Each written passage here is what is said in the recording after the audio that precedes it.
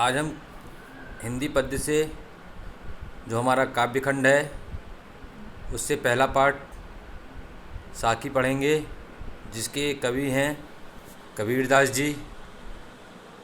कबीरदास का जीवन परिचय पहले देखेंगे। कबीरदास का जन्म काशी में 1398 ईस्वी संवत 1455 विक्रमी में हुआ था। इनके जन्म स्थान के संबंध में तीन मत हैं: काशी, मगहर और आजमगढ़।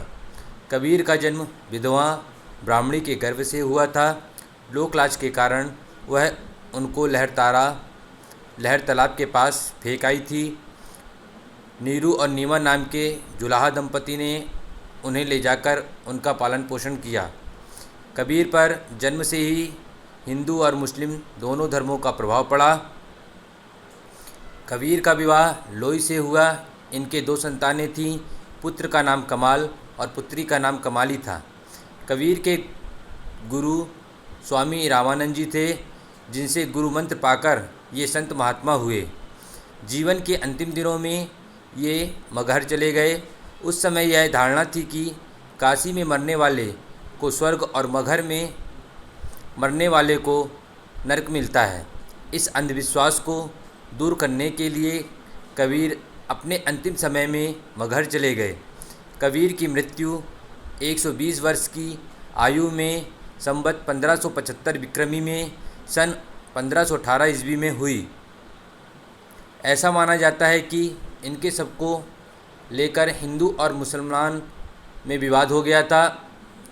हिंदू इनके शव को दाह संस्कार करना चाहते थे और मुसलमान दफनाना। लेकिन जब इनके शव से कफन उठाया गया तो शव के स्थान पर पुष्प दिखाई दिए। साहित्यिक परिचय: कबीर पढ़े लिखे नहीं थे और ना ही इन्होंने अपनी रचनाओं को लिपिबद्ध किया। ये भावना की प्रबल अनुभूति से युक्त उत्कृष्ट रहस्यवादी, समाज सुधारक, कर्मकांडों के विरोधी, मानवता के समर्थक, भक्ति काल के कवि थे। रचनाएं: कबीर के शिष्य धर्मदास ने इनकी रचनाओं का बीजक नाम से संग्रह किया है, जिसके 3 भाग हैं: साखी, सवद, रामायणी। साखी दोहा छंद में है। सवद गीतात्मक तथा भावात्मक प्रधान है, जबकि रामायणी दोहा और चौपाई दोनों में लिखा गया है। कबीर की भाषा शैली: विद्वानों ने इनकी भाषा को पंचमेल खिचड़ी, सदु कक्कड़ी कहा है। इनकी शैली व्यंग्यात्मक, भावात्मक थी। कबीर निर्गुण भक्तिधारा के ज्ञान मार्गी शाखा के प्रमुख कवि थे।